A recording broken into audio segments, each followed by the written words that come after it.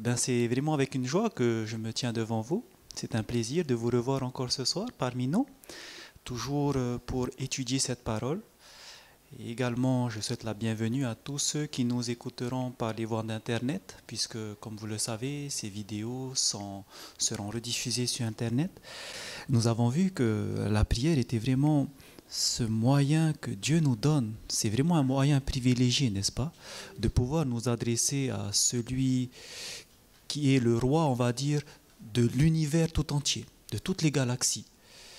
Et ayant ce privilège, nous avons vu que nous allons maintenant procéder à la prière à genoux, en nous prosternant, comme cela se fait au ciel, parce que nous avons vu dans la Bible que lorsqu'on prie, les personnes qui sont au ciel, en tout cas, qui adorent Dieu, ils se prosternent.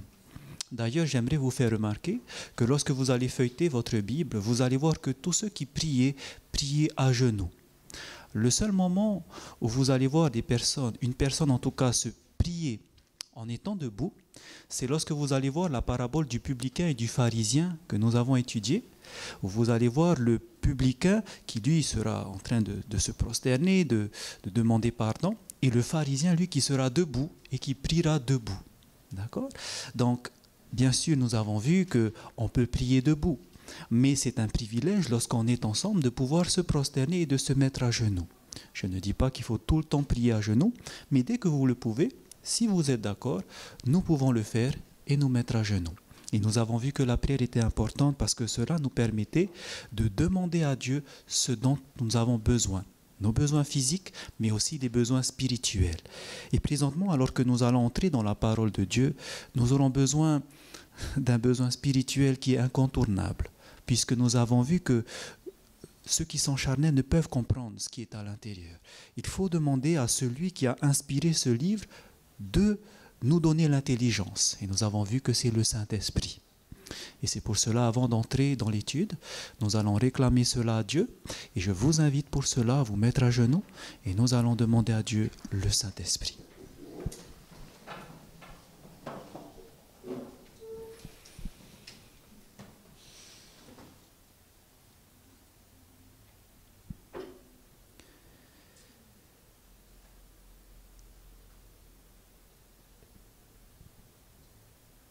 Notre Père qui est aux cieux, tu es le roi des rois, tu es l'Éternel des armées. Et nous sommes heureux ce soir de pouvoir nous prosterner devant ton trône. Nous savons que Jésus intercède maintenant pour nous devant toi et tu nous permets de demander ce que nous avons besoin. Ce soir, nous nous humilions, nous nous prosternons et nous voulons te demander, te supplier. Puisses-tu nous ouvrir l'intelligence, que celui qui a inspiré cette parole, que l'Esprit Saint puisse nous ouvrir les yeux. Nous te demandons, viens parmi nous. Puisses-tu humilier celui qui va parler, afin que ton esprit puisse placer les mots qu'il faut. Puisses-tu disposer le cœur de tous ceux qui entendront et que ton esprit puisse convaincre de la vérité de cette parole. Nous te prions pour que tes anges puissent nous entourer actuellement et que tu puisses présentement être glorifié en cette soirée.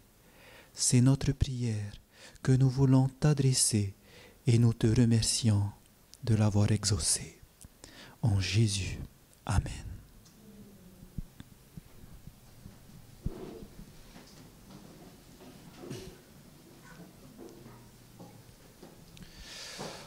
Le sujet que nous allons voir ensemble ce soir est vraiment un sujet qui est important, mais que beaucoup de personnes pensent que c'est à mettre au second plan. En effet, le sujet que nous verrons s'intitule « L'Église selon la Bible ». Et vous allez comprendre pourquoi il est important de le voir aujourd'hui, après que nous avons vu toutes ces étapes du plan du salut. Eh bien, lorsque vous abordez des personnes et que vous demandez aux personnes c'est quoi l'Église, vous allez souvent entendre les mêmes réponses. Premièrement, l'Église, c'est un bâtiment. un bâtiment où on va prier.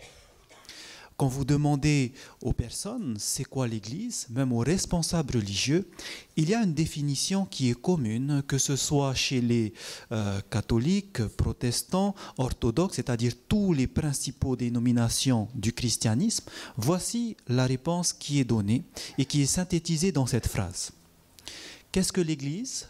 Voici la réponse.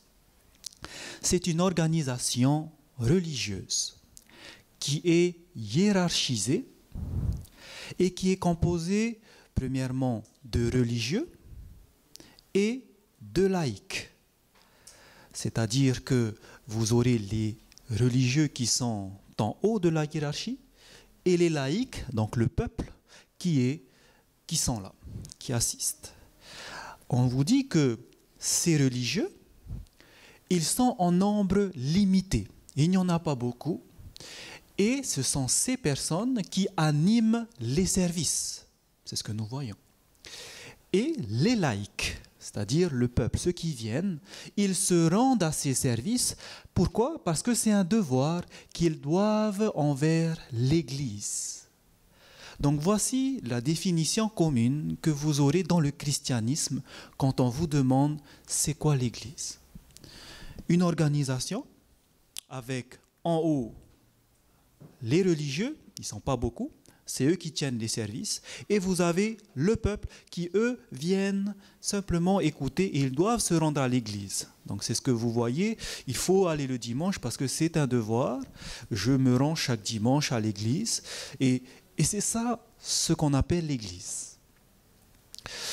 Mais nous allons voir, comme nous l'avons toujours fait, la définition de l'église selon la parole de Dieu, selon la Bible. Qu'est-ce que l'Église? Lorsque vous lirez dans la Bible le mot « Église », vous prendrez l'original qui a été utilisé, c'est-à-dire pour le Nouveau Testament le grec, vous allez voir que le mot « Église », c'est à dérive du mot grec « ecclésia ». Okay? Donc, à partir du grec « ecclésia », on a formé en français le mot « Église ». Et donc, à chaque fois que vous voyez le mot « église » dans le Nouveau Testament, « ecclésia », la signification de ce mot, c'est tout simplement le mot « assemblée ». Une assemblée, bien sûr, de personnes. Ce qui veut dire que, selon la définition de la Bible, quand ça a été utilisé, quand les écrivains utilisaient ce mot, ils ne parlaient pas d'un bâtiment, n'est-ce pas? On ne dit pas « je vais à l'église ».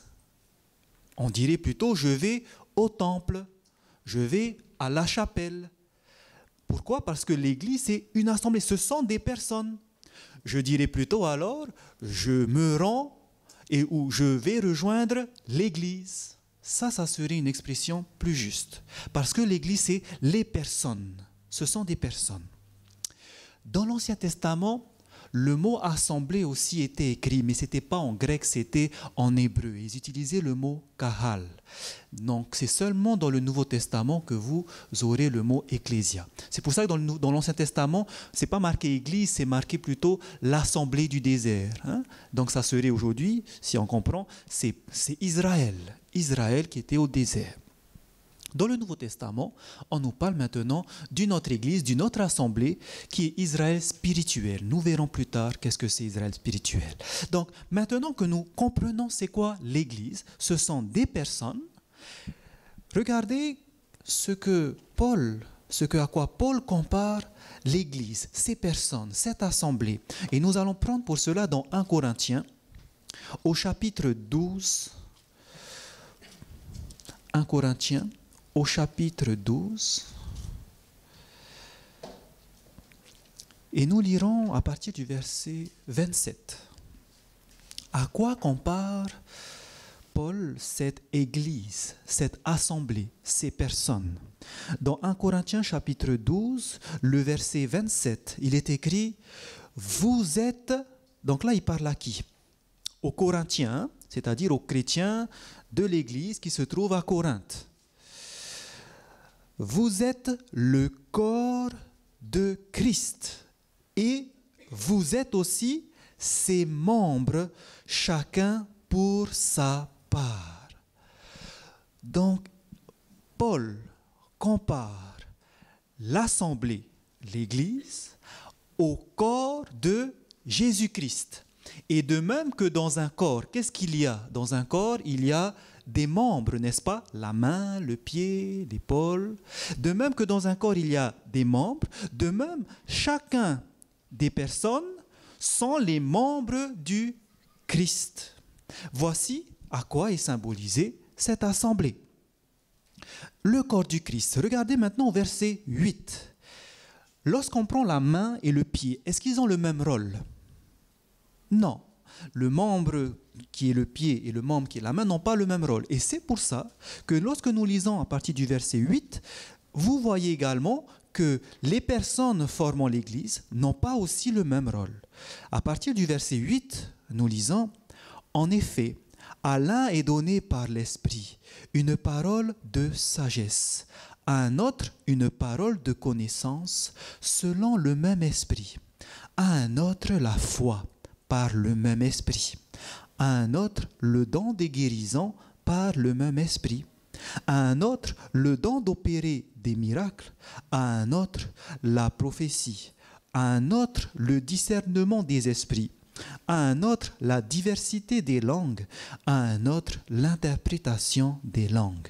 Un seul et même esprit opère toutes ces choses, les distribuant à chacun en particulier comme il le veut. Nous voyons que parmi ces personnes qui forment l'assemblée, c'est-à-dire les membres de l'Église, du corps, chacun a reçu des dons.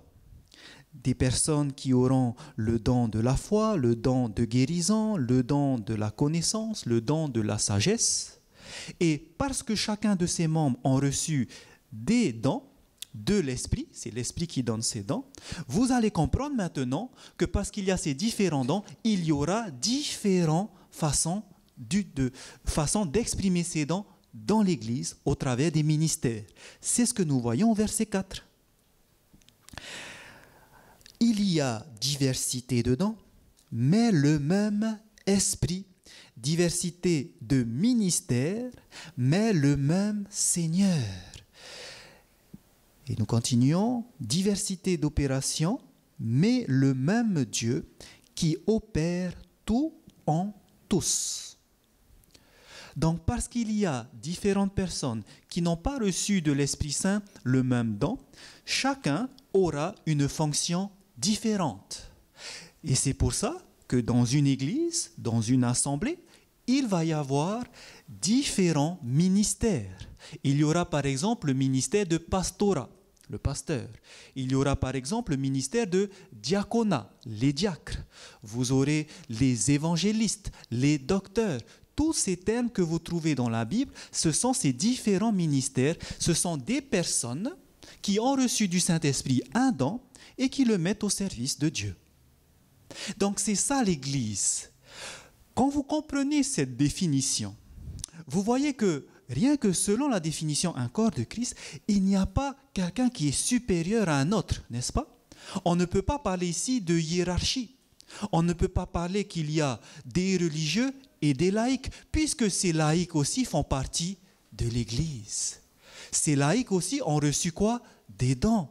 Et donc de même que ces laïcs ont reçu des dons, eux aussi ils auront un ministère. Donc l'Église, c'est un corps. Un pasteur n'est pas au-dessus des autres, non. C'est juste qu'il a reçu un don qui est différent des autres et qui permet qu'il soit celui qui va nourrir le troupeau. Le diacre, il a reçu un don qui est celui de servir. Il n'est pas inférieur aux autres, non. C'est juste que son don est différent. Mais tous, nous sommes égaux. Tous, nous formons des membres. Ici, on ne parle pas de hiérarchie. Mais lorsqu'on va se poser la question, qui est alors supérieur aux autres? Qui est celui qui est au-dessus? Alors, vous allez regarder dans Colossiens chapitre 1. Qui peut être supérieur aux autres? Parce que la main n'est pas supérieure aux jambes. Il n'y a pas de hiérarchie. Tous nous formons ce corps. Mais de même qu'il y a différentes fonctions des membres, de même il y a différents dons et différents ministères. Mais si maintenant on doit parler de quelqu'un qui est supérieur, regardez qui sera. Dans Colossiens, nous allons lire au chapitre 1, et c'est le verset 18. Ici, on parle de Jésus-Christ. Okay? Vous lirez le contexte. Regardez au verset 18. Voici ce qui est écrit en parlant de Jésus-Christ. Il est la tête du corps de l'Église. Il est le commencement, le premier-né d'entre les morts, afin d'être en tout le premier. Donc Jésus-Christ est quoi? C'est lui qui est la tête. Donc c'est lui qui est supérieur aux autres. De même que la tête dans le cerveau, c'est lui qui contrôle tout le corps. De même, s'il y a quelqu'un qui devrait être supérieur aux autres, ce n'est pas le pasteur, ce n'est pas les évangélistes, mais ça serait Jésus-Christ parce que c'est lui qui est à la tête. Et c'est ce que nous dit également Paul dans la lettre aux Éphésiens. Prenons dans Éphésiens, juste avant, Éphésiens, au chapitre 1, le verset 22. Éphésiens au chapitre 1, au verset 22. Ici, on nous parle maintenant, on parle de Dieu. Okay? Dieu le Père. Regardez ce qu'il va faire. Au verset 22. Il a tout mis. On va commencer au verset 20. Comme ça, vous allez bien comprendre de qui on parle. Éphésiens 1, verset 20, il est écrit que Dieu l'a déployé en Christ, en le ressuscitant des morts et en le faisant asseoir à sa droite dans les lieux célestes, au-dessus de toute domination, de toute autorité, de toute puissance, de toute dignité et de tout nom qui se peut nommer, non seulement dans le siècle présent, mais encore dans le siècle à venir. Il a tout mis sous ses pieds. Sous les pieds de qui? De Jésus-Christ. Et il l'a donné pour chef suprême à l'Église qui est son corps, la plénitude de celui qui remplit tout en tous. Qui est alors le chef de l'Église? Qui peut être supérieur aux autres? C'est Jésus seul qui est le chef. On ne peut pas dire que les hommes, un pasteur ou un évangéliste est au-dessus des autres. Non. Il n'y a pas de hiérarchie, il n'y a pas de religieux, de laïcs. Tous ont reçu des dons différents qu'ils mettent au service de Dieu. Mais celui qui est au-dessus, c'est Jésus-Christ. C'est pour cela que Jésus dira lui-même, quand il enseignera à sa première église, à ses premiers disciples, dans Matthieu au chapitre 23, il dira quelque chose concernant sa première église, sa première assemblée composée de ses premiers disciples. Dans Matthieu chapitre 23, lorsque nous lisons à partir du verset 8, regardez ce qu'il dira à ses disciples.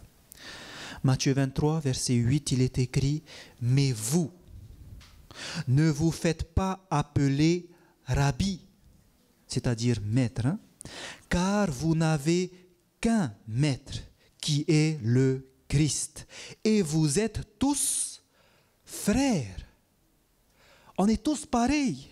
Il n'y a pas un qui est supérieur. Donc, Jésus dit, ne vous faites pas appeler maître. Continuons. Et n'appelez personne sur la terre votre Père. On ne peut pas appeler des personnes Père, Saint-Père. Non. Jésus dit, on peut pas, ce ne sont pas des personnes supérieures à vous, ce sont vos frères. Donc, n'appelez personne Père. Pourquoi? Car un seul est votre Père, celui qui est dans les cieux. Et ne vous faites pas appeler directeur, car un seul est votre directeur, le Christ. Nous sommes tous égaux, tous pareils. Il n'y a pas des personnes qui sont plus saints que d'autres et qui sont plus élevées. Il n'y a pas de hiérarchie dans l'Église. Jésus lui-même a dit, vous êtes tous frères et n'appelez personne votre directeur ou maître ou père. Non. Et alors, beaucoup disent, mais ce n'est pas ça pourtant qu'on voit dans l'histoire de l'Église. Quand on regarde l'Église chrétienne, l'Église primitive, certains disent, une des preuves, c'est qu'il y a une personne qui doit diriger normalement tout le monde. Il y a une tradition qui circule, vous savez, où on dit que le chef, c'est une personne. Et la première personne qui était le chef, c'était Pierre. On appelait aussi Pierre le premier pape. Et c'est lui qui devrait être la tête de l'Église. Donc c'est une personne qui doit être à la tête. Et on s'appuie pour ça sur des tableaux qui datent du Moyen-Âge. Par exemple, celui-ci, qui se trouve dans tous les livres d'histoire, hein, qui est un tableau de ce peintre italien Pietro Perugino, qui date de 1482, où on voit ici, donc le titre de ce tableau, c'est la remise des clés à Saint-Pierre. C'est lui qui est le chef de l'Église, le premier pape, on dit. Et pourquoi il dit cela? Parce qu'ils vont prendre ce texte qui se trouve dans la Bible, dans Matthieu chapitre 16. Et c'est pour ça qu'aujourd'hui, on a ce système de distinction, hein, entre les religieux et les laïcs. Et les mouvements qui sont sortis donc, de ce premier mouvement universel, les orthodoxes ainsi que les protestants, ont continué à garder ce système-là parce que c'était une tradition. Et nous voyons cela dans Matthieu chapitre 16. Regardez le verset sur lequel on s'appuie pour dire que oui, c'est lui le premier pape. Matthieu chapitre 16 au verset 18. Okay. Ici, c'est Jésus qui parle et il dit ceci à Pierre. « Et moi, je te dis que tu es Pierre et que sur cette pierre, je bâtirai mon église et que les portes du séjour des morts ne prévaudront point contre elle. Je te donnerai les clés du royaume des cieux. Ce que tu lieras sur la terre sera lié dans les cieux. Ce que tu délieras sur la terre sera délié dans les cieux. » Et donc là, c'est clair. Oui, c'est vrai, Jésus a donné les clés du royaume des cieux à qui? À Pierre. Et que c'est sur Pierre qu'il va bâtir son église. Et donc on comprend, si on lit textuellement, que c'est Pierre qui est le premier responsable, le premier pape. Mais là, pareil, c'est pour cela qu'il est important souvent de prendre les termes originaux. La Bible n'a pas été écrite en français, ni en latin, mais elle a été écrite en grec pour le Nouveau Testament. Et lorsque vous allez prendre cela, quand vous allez prendre pas seulement les mots grecs, mais surtout aussi le contexte, vous allez comprendre ce que Jésus était en train de dire ici à Pierre. Est-ce que Pierre est le premier pape? Regardez d'abord le contexte. Regardez à partir du verset 13. Comprenez bien ce que Jésus est en train de dire là à Pierre. Hein? Jésus étant arrivé dans le territoire de Césarée de Philippe, demanda à ses disciples, « Qui dit-on que je suis, moi, le Fils de l'homme ?» Maintenant, ses disciples vont répondre, « Les uns disent que tu es Jean-Baptiste, les autres disent Élie, et les autres Jérémie ou l'un des prophètes. » « Et vous, leur dit-il, qui dites-vous que je suis ?» Maintenant, Jésus veut savoir ce que ses disciples pensent de lui-même. Regardez maintenant qui va répondre en premier. C'est Pierre.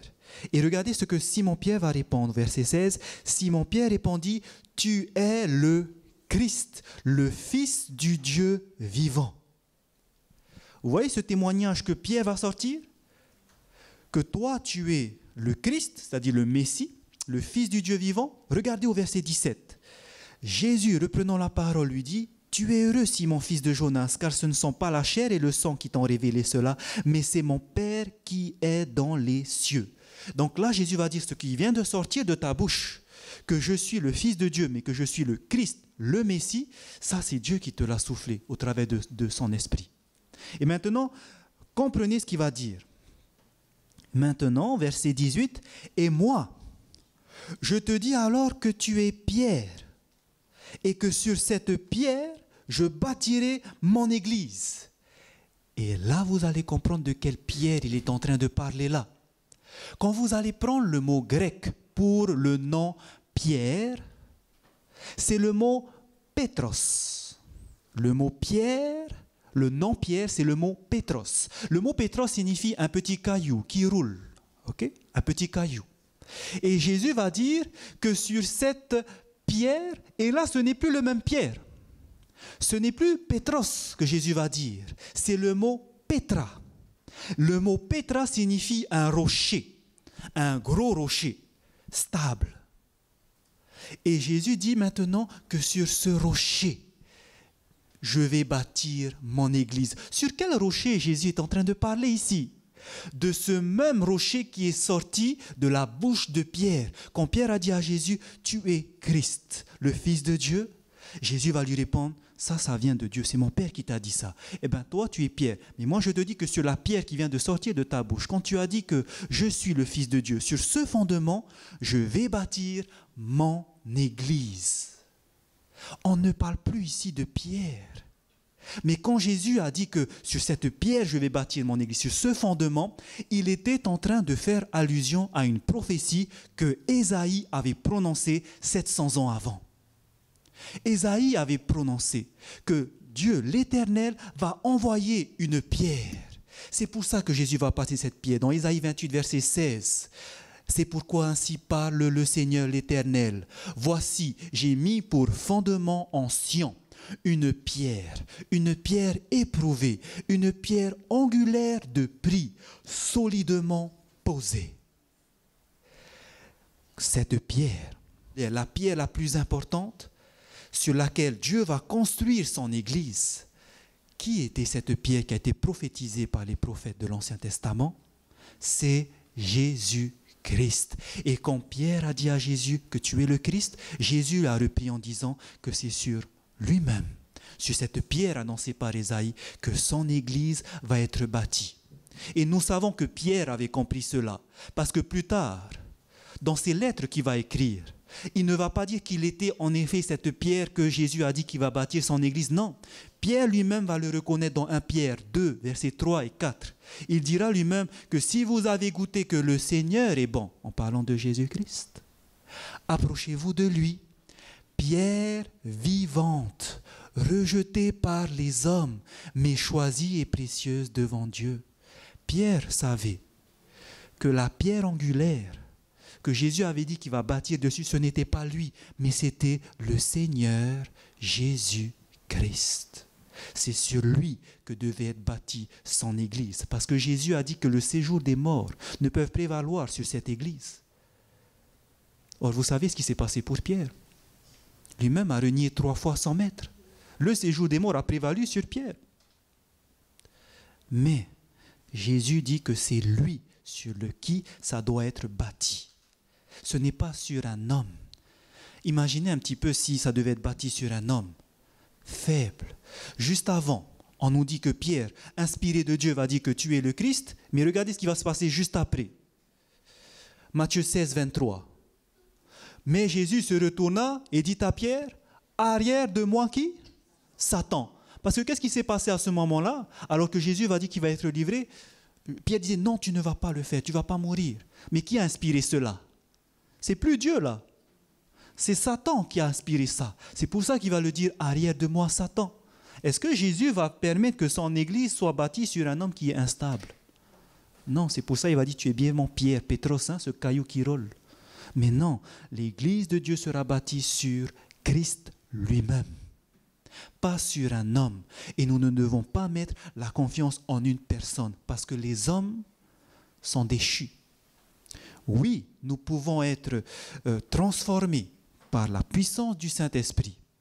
Mais tant que nous sommes collés à Christ, attachés à Christ, nous ne tomberons pas. Okay?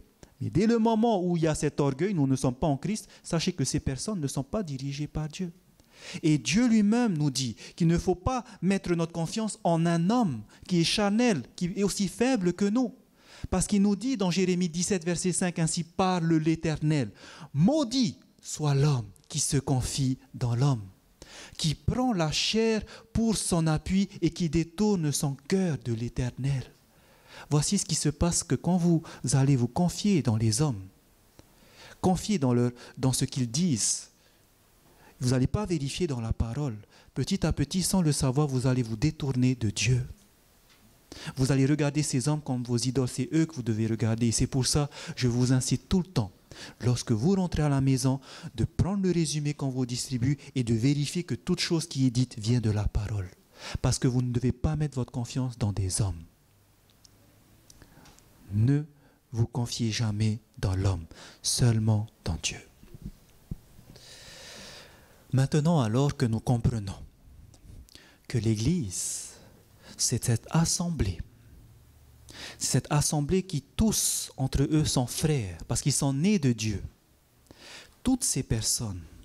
La question c'est, est-ce que alors, moi qui viens de comprendre cet évangile, qui viens de comprendre c'est quoi le salut, qui viens de comprendre comment être sauvé, la vie éternelle, qu'il faut passer par la repentance, conversion, ainsi que le baptême, est-ce que maintenant, en comprenant cela, est-ce que je dois me joindre à l'église, à une église, ou est-ce que je peux rester isolé, c'est-à-dire est-ce que je peux ne pas me joindre à ce groupe de personnes et vivre ma foi tout seul?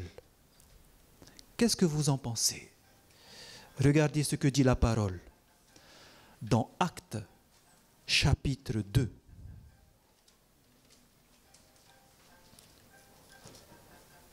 Actes chapitre 2. Nous allons lire à partir du verset 46. C'était ce qui s'est passé au temps de la Pentecôte. Okay? Donc, est-ce que je dois me joindre à une église? Ou est-ce que je peux rester isolé et adorer mon Dieu tout seul? Qu'en est-il de cela? Acte 2, verset 46, le jour de la Pentecôte. On nous dit, ils étaient chaque jour, tous ensemble, assidus au temple. Ils rompaient le pain dans les maisons et prenaient leur nourriture avec joie et simplicité de cœur, louant Dieu et trouvant grâce auprès de tout le peuple. Et regardez la fin du verset, en parlant de cette première église. Et le Seigneur ajoutait chaque jour à l'église ceux qui étaient sauvés. Qui ajoutait les personnes à l'église? Ce sont les hommes qui ajoutaient? Non, c'est le Seigneur Jésus-Christ. À ce moment-là, il était au ciel. Hein?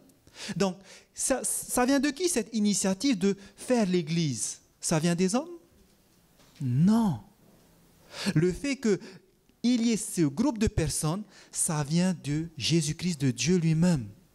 C'est lui qui a créé cette église. Et quand ces personnes avaient connu la vérité, qu'est-ce que faisait Jésus?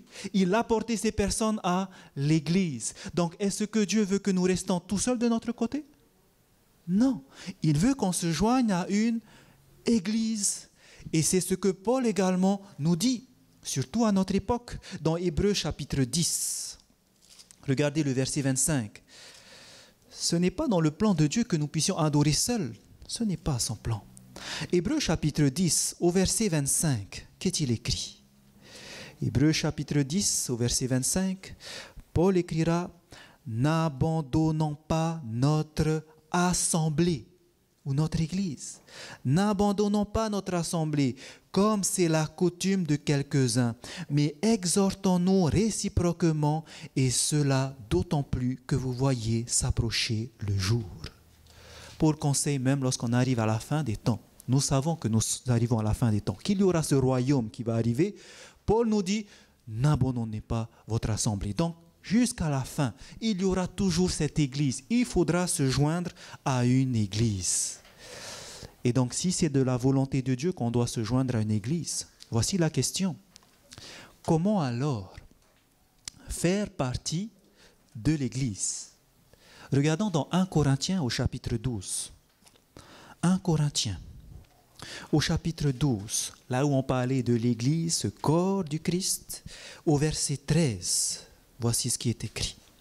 1 Corinthiens chapitre 12, verset 13.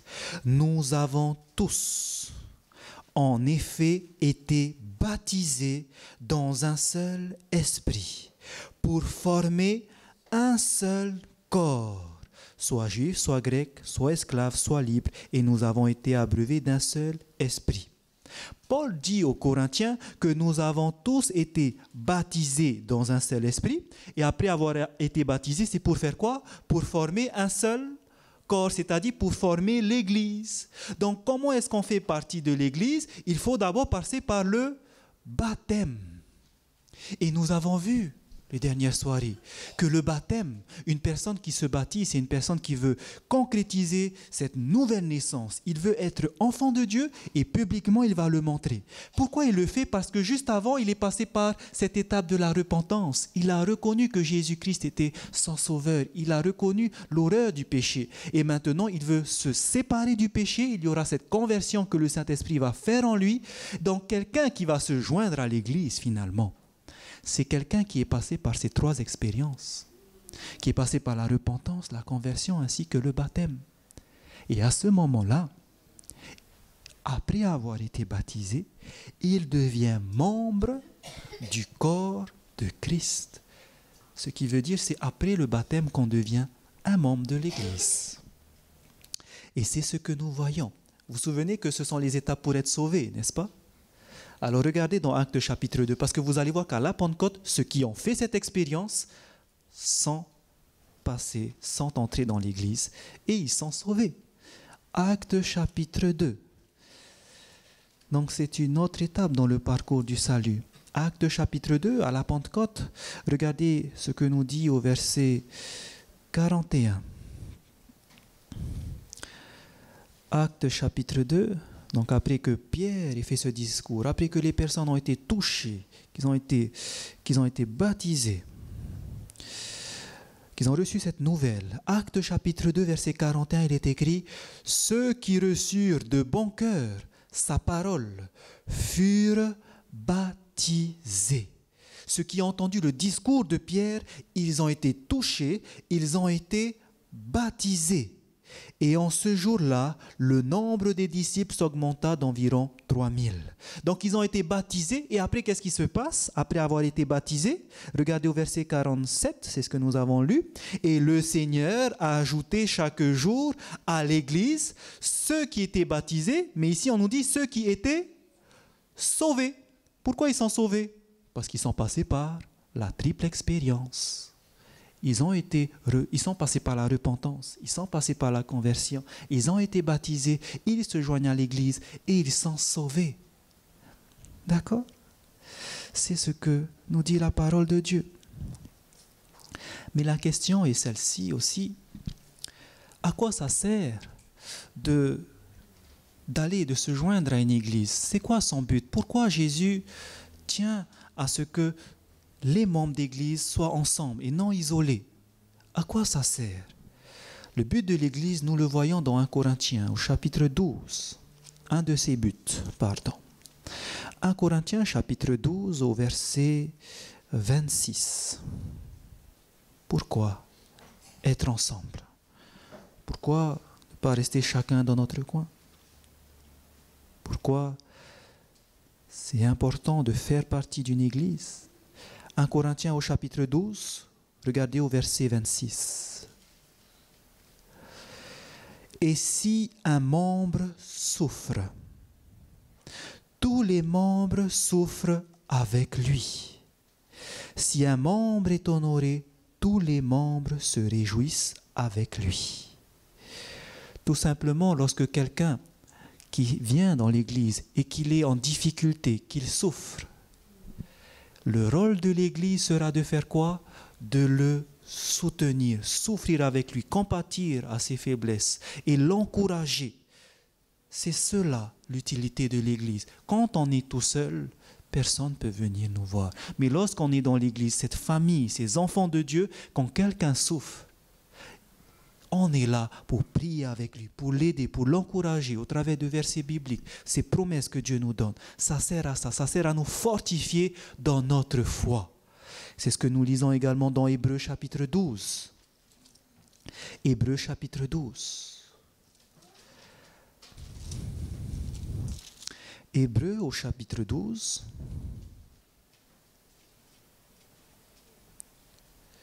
Pardon, Hébreux chapitre 10.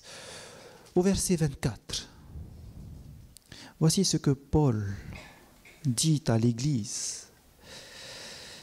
Hébreux 10, verset 24, il est écrit « Veillons les uns sur les autres pour nous exciter à la charité et aux bonnes œuvres. N'abandonnons pas notre assemblée comme c'est la coutume de quelques-uns, mais exhortons-nous réciproquement, et cela d'autant plus que vous voyez s'approcher le jour. Donc l'utilité de l'Église, c'est de pouvoir veiller les uns sur les autres, en faisant des bonnes œuvres, en ayant l'amour entre nous, de rester ensemble, de nous exhorter, pour qu'on puisse s'encourager, pour que notre foi ne puisse pas faiblir, mais tout simplement que nous puissions grandir. Finalement, l'Église, le fait de se joindre à une Église, ça va nous permettre de grandir spirituellement, d'être encouragés, de grandir notre foi. Et vous allez voir qu'il y a aussi une deuxième utilité. Pour cela, je vous invite à prendre dans Jean au chapitre 8. L'Église va nous aider à grandir. Seul, ce sera difficile et même impossible. Jean au chapitre 8, nous lisons le verset 12. Jean chapitre 8, verset 12, il est écrit: Jésus leur parla de nouveau et dit: Je suis la lumière du monde. Celui qui me suit ne marchera pas dans les ténèbres, mais il aura la lumière de la vie. Qu'est-ce que Jésus nous dit? Qu'il est la lumière du monde. Jésus est cette lumière du monde. Et regardez maintenant ce qu'il va dire au sujet de ses disciples. Jésus est la lumière du monde parce que c'est lui qui emmène les personnes à la vie éternelle. Il est la vie éternelle. Matthieu chapitre 5. Regardez maintenant ce qu'il dira aussi au sujet de la lumière du monde. Matthieu au chapitre 5. Et nous allons lire le verset 14. Matthieu 5, verset 14. Matthieu chapitre 5, verset 14, il est écrit, ici il va parler aux disciples, et il dit, vous êtes quoi? La lumière du monde aussi. Donc ces disciples aussi sont la lumière du monde. Pourquoi nous sommes aussi la lumière du monde? Regardez au verset 16, en parlant de ces disciples. Que votre lumière luise ainsi devant les hommes, afin qu'ils voient vos bonnes œuvres et qu'ils glorifient votre Père qui est dans les cieux. Ça sert à quoi d'être cette lumière du monde? Pourquoi Jésus dit qu'il est la lumière du monde? Souvenez-vous que le but de Jésus, c'est d'attirer tout homme à lui et afin qu'il soit sauvé. Jésus dit que vous, mes disciples, vous êtes aussi la lumière du monde. Comment ça c'est possible? Parce que lorsque les gens verront ce que vous faites, ce que vous êtes, ils vont voir que vous avez changé. Parce que vous êtes passé par la triple expérience, repentance, conversion. Et maintenant, quand ils vont voir que vous avez changé, ils vont voir, waouh, comment ça se fait? Et là, vous allez parler de celui qui vous a transformé. Et à ce moment-là, quand ils vont voir ça, ils vont glorifier qui? Pas la personne, mais ils vont glorifier votre Père qui est dans les cieux. Le fait d'être la lumière du monde, c'est tout simplement de témoigner pour Dieu. Attirer les hommes, pas vers nous, mais vers Dieu, de même que Jésus le faisait. Et donc le but de l'Église, c'est d'être cette lumière, d'attirer les hommes à Christ, afin qu'ils aient cette vie éternelle. C'est ce que nous devons faire. Mais comprenez bien ici, certains prennent mal ce verset, ils disent, il faut que les hommes voient nos œuvres. Et quand ils voient nos œuvres, etc., mais ils se basent, il faut qu'on voit nos œuvres. Donc je vais faire de bonnes choses pour que tout le monde voit ce que je fais. Il faut qu'ils voient ce que je fais, c'est ce que Jésus dit. Quand ils vont voir vos œuvres, c'est bon. Mais ce n'est pas ce que Jésus est en train de dire, parce que quand vous allez lire quelques phrases après, dans Matthieu chapitre 6, au verset 1, ce n'est pas là la mentalité de Jésus. Ce n'est pas de faire quelque chose pour que tout le monde voit. Ce n'est pas donner une somme d'argent et dire à tout le monde, j'ai donné cette somme d'argent. Ce n'est pas ça. Mais qu'est-ce que Jésus veut dire?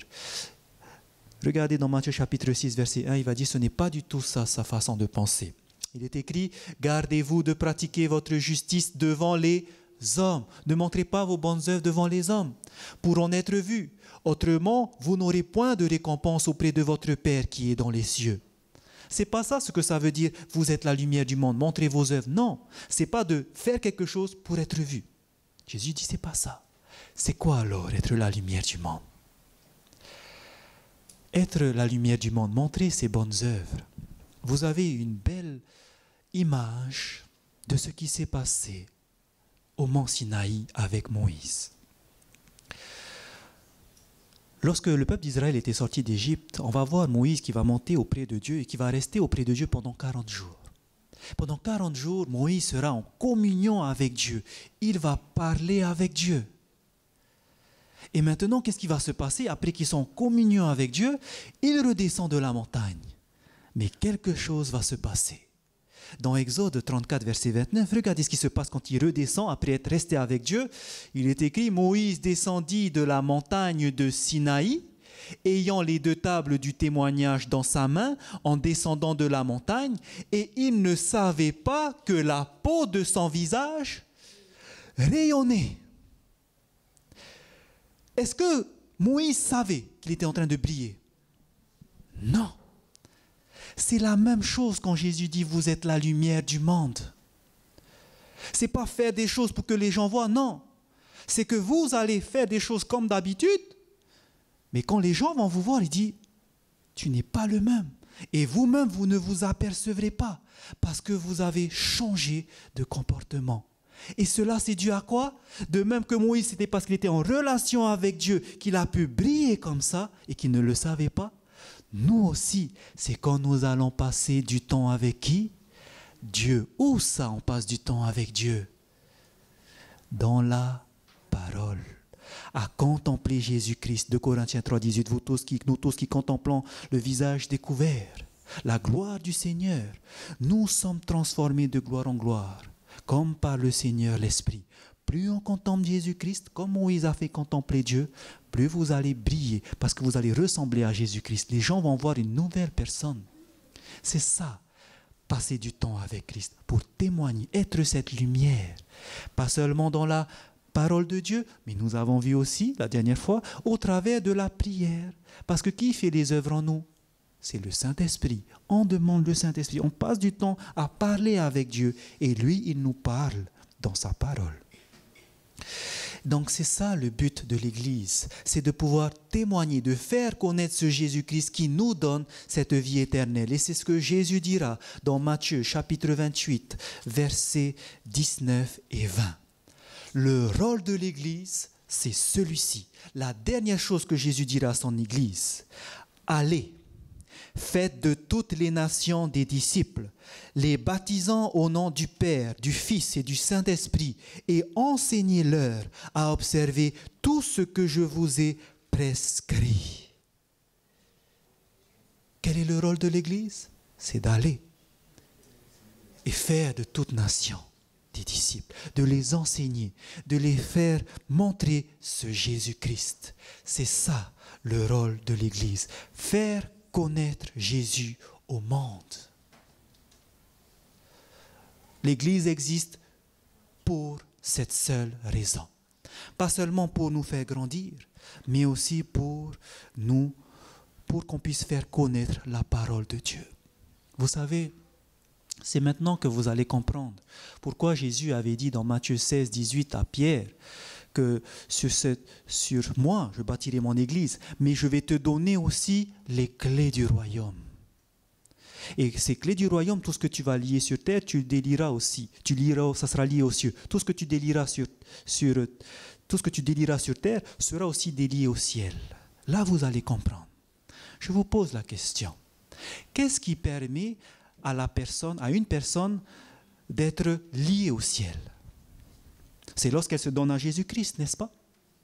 Maintenant, comment cette personne peut connaître Jésus-Christ? Au travers de la parole, n'est-ce pas? Donc, qu'est-ce que c'est que les clés du royaume qui permet à une personne de connaître Jésus-Christ et d'être liée au ciel? C'est la Bible, la parole de Dieu. Les clés du royaume, que Jésus a dit, je te donne ces clés du royaume. Il le donne à Pierre parce que Pierre, c'est un prédicateur. Ce n'est pas lui qui va prêcher à la Pentecôte et que beaucoup se donneront à Christ? Oui, mais regardez, il ne va pas donner simplement à Pierre. Parce que dans Matthieu chapitre 18, verset 18, il dira la même chose, pas à Pierre, mais à l'Église. Matthieu 18, 18, il dira, je vous le dis en vérité, tout ce que vous lirez sur la terre sera lié dans le ciel, et tout ce que vous délirez sur la terre sera délié aussi dans le ciel. Les clés du royaume, ce n'est pas que à Pierre, mais c'est aussi à l'Église. Jésus donnera ça aussi à l'Église. Parce que l'Église a quoi comme rôle?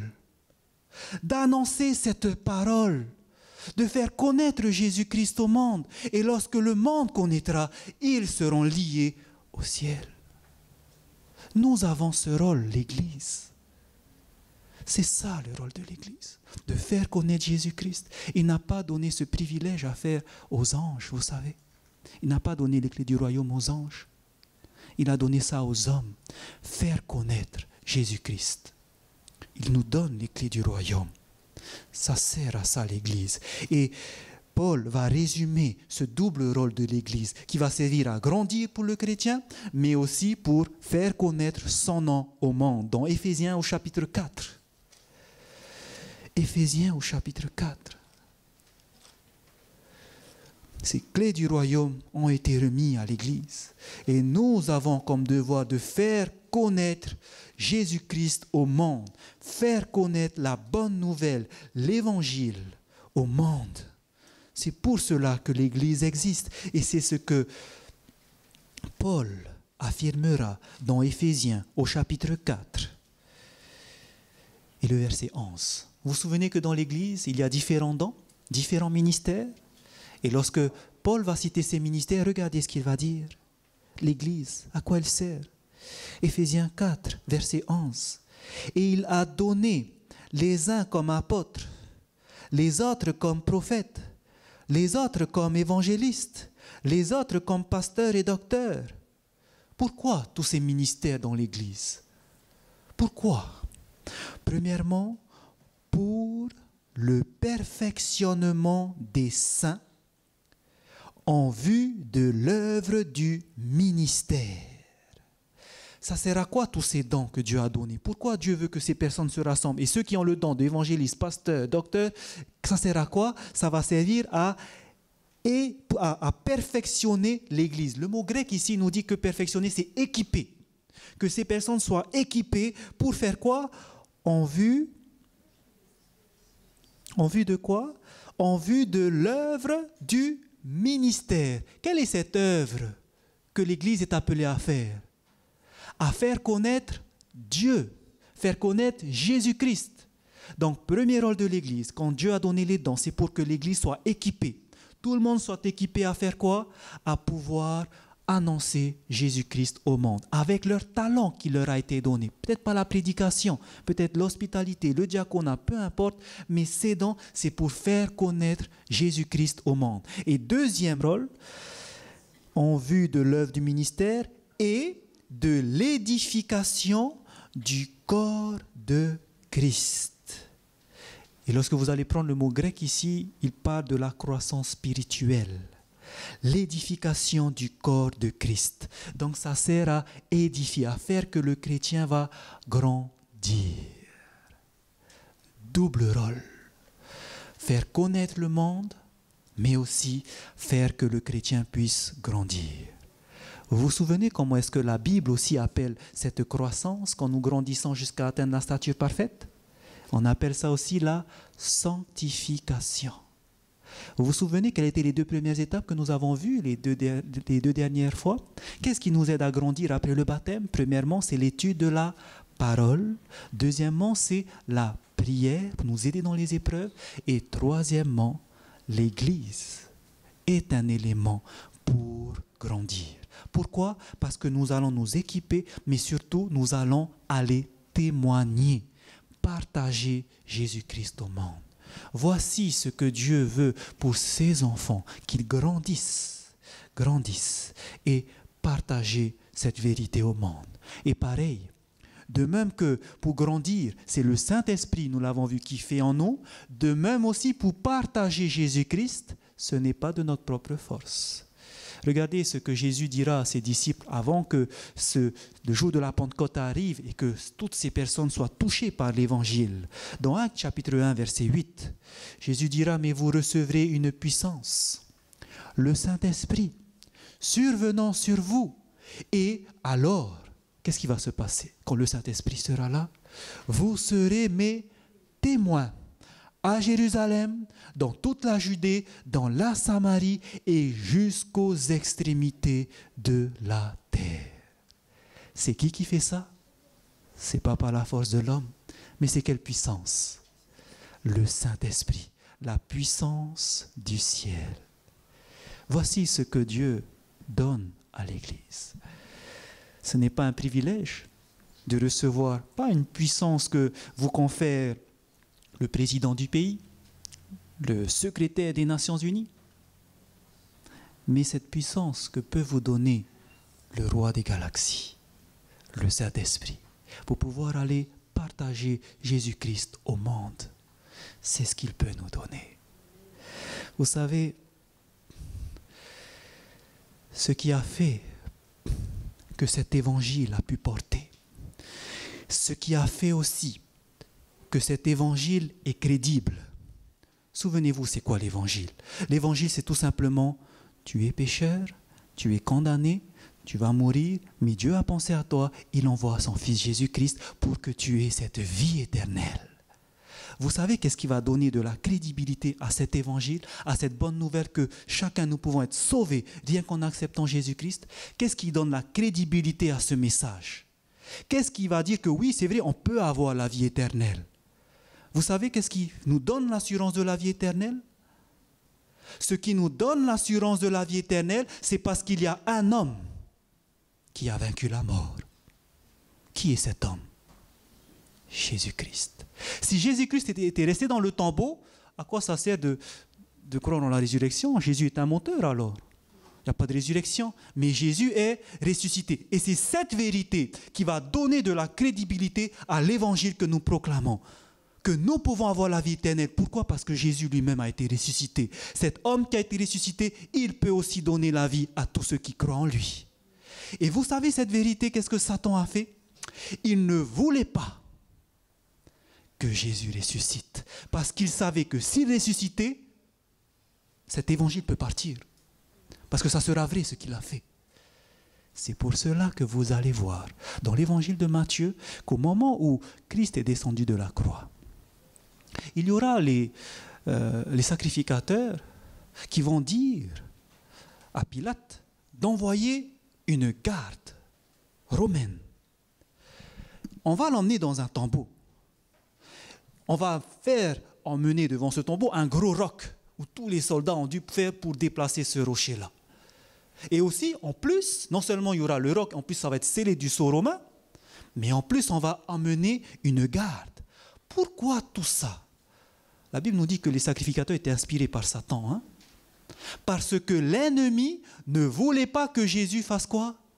Ressuscite. Et il va mettre toutes ses dispositions. Mettre la pierre, sceller du sceau romain, mettre des gardes. Et parce qu'il ne voulait pas, vous savez qui aura le dernier mot? Il va mettre tous ces dispositifs. Mais voilà que le 3e jour, ce dimanche matin, un ange va venir. Et ces gardes seront tombés comme morts.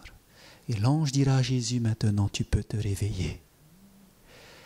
Le fait qu'on a mis des gardes devant, vous allez voir dans la Bible que les sacrificateurs vont dire aux gardes qu'il faut se taire, il ne faut pas dire qu'il est ressuscité. Mais les gardes ne pouvaient pas mentir, parce que s'ils mentaient, c'est sur eux que va revenir la sentence. Parce qu'on va dire, mais vous avez fait du mauvais travail. Et finalement, parce qu'ils ont mis ces gardes-là, les gardes étaient obligés de dire la vérité à qui? À Pilate. On était obligé de dire, non, il est vraiment ressuscité. Et comme ça, on a cru ces personnes qui n'étaient pas des chrétiens, qui n'étaient pas des disciples, mais c'était des gardes romains qui avaient haine contre les Juifs d'ailleurs. Et voilà que ces propres Romains vont dire, il est ressuscité. Et ce message va pas seulement être proclamé par ces soldats romains qui ont vu la résurrection, mais ce message de la résurrection va même être apporté par une femme. Chose impossible. Parce que vous savez, à l'époque, c'était Marie Magdala, la première au tombeau. la première qui va voir Jésus. Parce qu'à l'époque, une femme n'était pas considérée. On ne prenait pas le témoignage des femmes. Mais voici que cette femme-là, la première qui va voir Jésus au tombeau, aujourd'hui, elle a fait partager ce message que Jésus est ressuscité. Et tout le monde croit en ce témoignage. Jésus est réellement ressuscité parce que sinon, jamais on aurait dit que c'était elle, une femme, qui a vu Jésus en premier. On n'aurait pas cru. Mais parce que c'était elle la première à voir. C'était elle qui a dit que Jésus est ressuscité aux premiers disciples. On a cru à son témoignage parce que c'était réel. Et troisièmement, non seulement les Romains ont dû dire, approuver que Jésus est ressuscité. Non seulement aujourd'hui on croit que oui, ce qu'a dit Marie-Madeleine est vrai. On rapporte son témoignage, même si c'est une femme, parce que c'était vrai. Mais troisièmement, il y a quelque chose que Satan ne pouvait pas faire. Et que c'était impossible de dire non, Jésus n'est pas ressuscité. Vous savez, c'est quoi? C'est que quand il est mort, dans Matthieu chapitre 27, vous lirez, que lorsque Jésus a rendu le souffle, on vous dit qu'il y a eu un grand tremblement de terre. Et que les sépulcres se sont ouverts. Et beaucoup de corps des saints qui étaient morts ressuscitèrent. Et ils entrèrent dans la ville pour annoncer que Jésus est ressuscité. Et là maintenant, les personnes qui les ont vus ressusciter, ils ne pouvaient pas dire que non, c'est faux. Parce que ces personnes étaient mortes, ils les ont vus. Et ces personnes ressuscitées vont dire que Jésus est ressuscité. Cette vérité de la résurrection a été proclamée de Jérusalem, a été proclamée en Samarie, en Judée et a fait le tour du monde. Et aujourd'hui, c'est ce qui nous fait dire que oui, Jésus a ce pouvoir de donner la vie à qui il veut. Et cet évangile, il l'a donné à cette église, à une église, pour qu'il puisse proclamer cela. Jésus lui dit, Jean 5, 21, car comme le Père ressuscite les morts et donne la vie, ainsi le Fils donne la vie à qui il veut. Vous savez, Jésus va réellement donner cette vie à son Église. Son Église, ses enfants qui ont accepté Jésus-Christ, qui ont proclamé cette vérité. Cela fait maintenant 2000 ans et beaucoup de ces personnes dorment en ce moment dans le tombeau. Jésus-Christ va donner la vie à toute cette Église qui est morte. Mais pas seulement. Jésus-Christ maintenant peut aussi vous donner cette vie éternelle à chacun de nous. Cette église, est-ce que vous voulez faire partie de cette église à qui Jésus va donner la vie? Est-ce que vous aimeriez avoir cette vie éternelle et annoncer aussi au monde que Jésus est ressuscité, mais surtout que son royaume arrive? Si c'est votre choix, vous pouvez maintenant commencer à faire partie de cette église, à annoncer cette bonne nouvelle. Pour les prochaines fois, inviter d'autres personnes. Vous pouvez le faire. Vous n'avez pas besoin d'être un prédicateur. Mais rien que vos connaissances, partagez-les cela. Envoyez-les des SMS, envoyez-les un mail pour qu'ils puissent comprendre cet évangile. Parce que Jésus est réellement ressuscité. Et cette vie éternelle, il peut nous la donner à chacun de nous, mais seulement si nous l'acceptons.